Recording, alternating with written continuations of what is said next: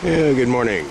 We're down at the creek again at the little spot about 10 minutes from my house. The water flow is starting to diminish, and so today what I'm going to do is do a little crack and crevice cleaning, and I have found a spot that is quite interesting. This big chunk of bedrock right here stands about 5 feet above the actual water level right now. But if you think back a few million years, that was the stream bed. And tons of water and materials flowed over this rock. I'm going to work my way down to the stream bed, and as we approach the rock, or the bedrock shall I say, first thing we notice is all of the boil holes here. Now this spot has been worked extensively by a friend of mine who comes down even during the dry and brings his vacuum and vacuums out these holes. But you can see, I hope, down in the depths of these holes. Some of these holes slant back into the bedrock a full foot. Here's a nice crack over here that runs back all the way into the bedrock. There's another one down here. And all of these things have been cleaned out extensively. However, there are still holes that haven't been worked. I'll be working on this one. You can see there's some old dead dried moss right there stuffed into the hole.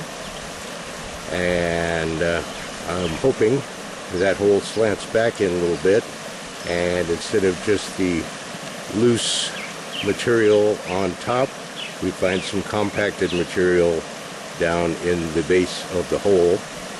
I did that the other day down here on another chunk of this bedrock. I came up with 10 little pieces of gold. Well, actually they were 10 fairly decent flakes and a bunch of fly poop out of one hole that had been previously cleaned. The person that cleaned it did not get all the way to the base and did not know how to properly clean a hole. So what today we're going to do is show you how to properly clean out a bedrock hole. I'll be setting up and getting my tools here. I have to show you here. I don't know if you can see them, but we are in the middle of a polywog invasion here. Every one of these stream little pools now is filled with polywogs, and they are just zooming around having a good time. I'm going to have to rescue a few of them soon because the holes they're in are drying up, so I'll be performing polywog rescue probably later on today. Alright, I've now got the camera set up with a tripod down here at this little hole where I'm going to be working, and you can see the hole. I'm going to start cleaning that out, and we will see what we find in the back of the hole.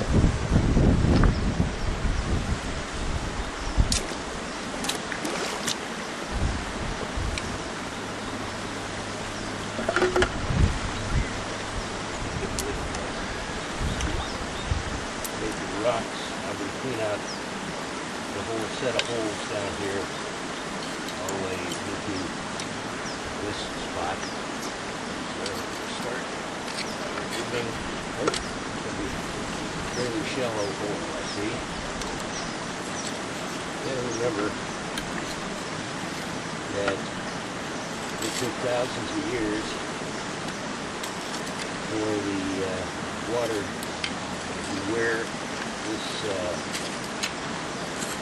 rock away to form this boil hole. And maybe you can't see the back of the hole when you're trying to look for the moss. So there's a little indentation back in here that might be worthwhile. However, this one does not go back into the bedrock like some of the others I've been working with. But we'll just keep working holes until we find one that's got a nice run back into the bedrock.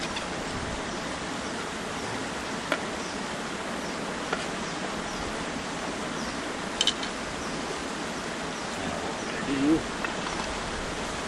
is grab a little screwdriver and really clean out every one of the little indentations on the side of this. Unfortunately, where the camera is situated, it's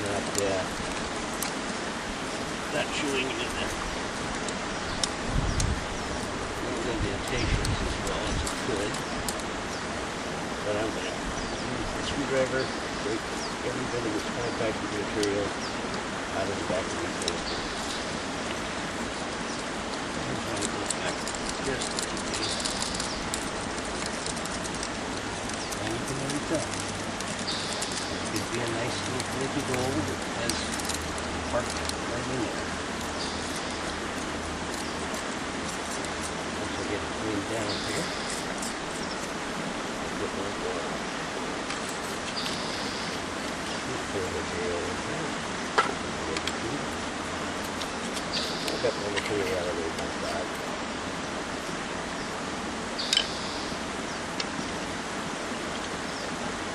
And now I can grab a little water. Hopefully I'm standing right here on one of the polywog puddles. I'm going to start rinsing the material out of the hole. And I've got my little sucker bulb.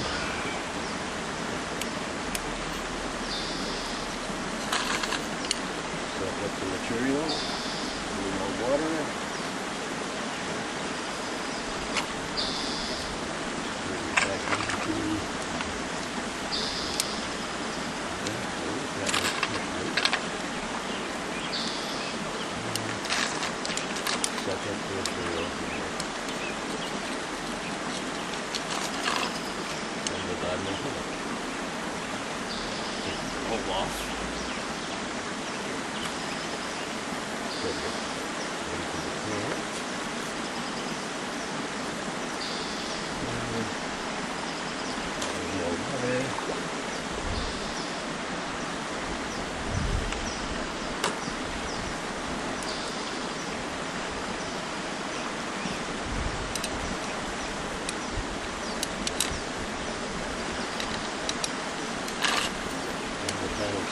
Alright, now that is a clean hole. Alright, if I can avoid sticking out a polywog, I'm going to sit down and pan out the material from the hole. Notice that I always use a safety pan, and I take everything from my safety pan home, run it through my bucket sluice concentrator, and then my blue gold. It's not huge gold, but it is gold nonetheless. Just bring the water over there so you can see it.